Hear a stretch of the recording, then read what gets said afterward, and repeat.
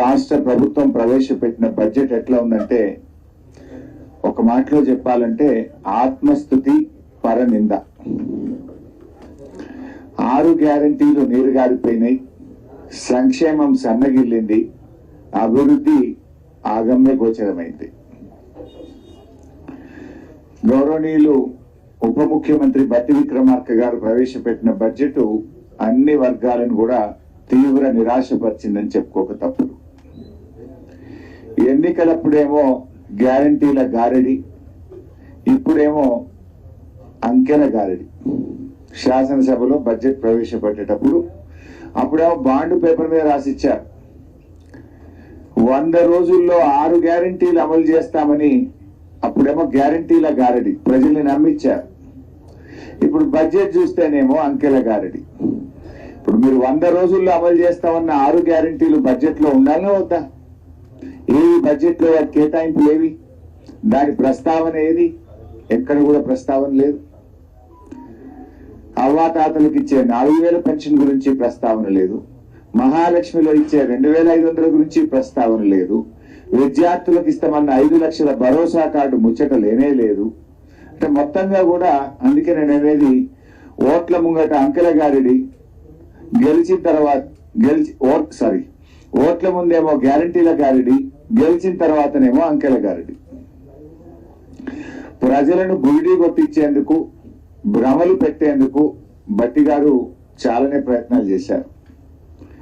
నిజంగా చెప్పాలంటే మొదటి బడ్జెట్ కదా, ఈ రాష్ట్రానికి ఏమన్నా దశ దిశ ఇస్తారేమో అని ఆశించాం.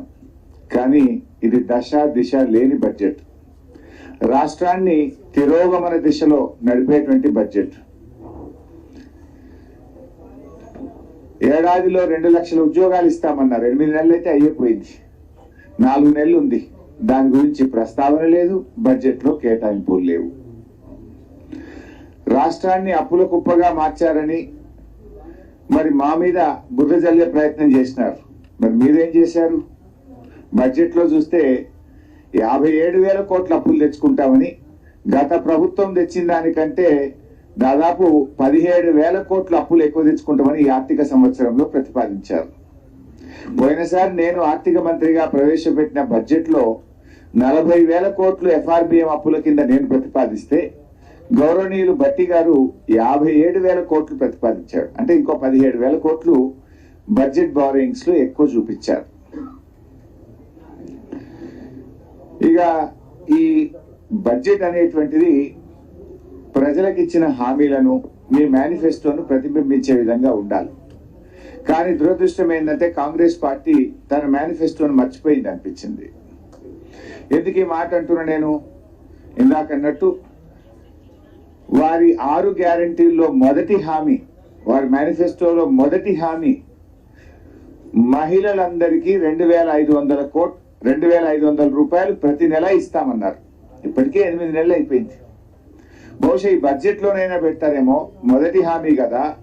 ఈ రాష్ట్రంలో ఉన్న మరి దాదాపు 1.5 అక్కా చెల్లెలు ఎదురు చూస్తా ఉన్నారు.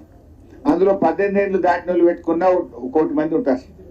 1 కోటి మంది అక్కా చెల్లెళ్లకు శుభవార్త చెప్తారేమో అని చూస్తే నిరాశ చూపారు. ఇవాళ 8 నెలలు అయింది. 8 నెలలు లెక్క తీసినా దాదాపు వీళ్ళు ఇప్పటికే 20,000 కోట్లకు పైగా బాకీ పడ్డారు పాతది. పోనీ ఈ బడ్జెట్ పెట్టి ఇక ముందుకన్నా ఇస్తారేమో అంటే మహాలక్ష్మి పథకం కింద మహిళలకు మహా నిరాశను ఈ రాష్ట్ర ప్రజలకు, మహిళలకు కాంగ్రెస్ ప్రభుత్వం నిరాశపరిచింది. ఇకపోతే ఆసరా పెన్షన్లు ఎంతో ఆశగా ఎదురు చూస్తున్నారు. రేవంత్ రెడ్డి గారు అయితే రెచ్చిపోయి ఉపన్యాసాలు ఇచ్చాడు. అవ్వా నీ పెన్షన్ ఎంత వస్తుంది? 2,000. ఇగో డిసెంబర్లో ఇందిరమ్మ రాజ్యం రాగానే నీ పింఛన్ 4,000 అవుతుంది. నీ మన్మడు కాళ్ళు ఒత్తుతాడు, డీజిల్ కు పైసలు అడుక్కుంటాడు, పెట్రోల్ కు పైసలు అడుక్కుంటాడు అన్నాడు. మరి 4,000 డిసెంబర్లోనే ఇస్తాను. ఇప్పుడు జూలై నెలలో ఉన్నాం, ఇప్పటిదాకా రాలేదు. కాంగ్రెస్ పార్టీ నాయకులు ఎన్నికల సమయంలో ఇంటికి 2 పింఛన్లు ఇస్తాం, అవ్వకిస్తాం, తాతకిస్తాం, నౌకరున్నా ఇస్తాం, కొత్త పెన్షన్లు ఇస్తాం, అర్హులందరికీ ఇస్తాం, 4,000 ఇస్తాం అని ఊదరగొట్టింది కదా. 100 రోజుల్లో ఇస్తామని బాండ్ పేపర్ మీద రాసిచ్చింది కదా. ఏమైంది మీ బడ్జెట్ లో?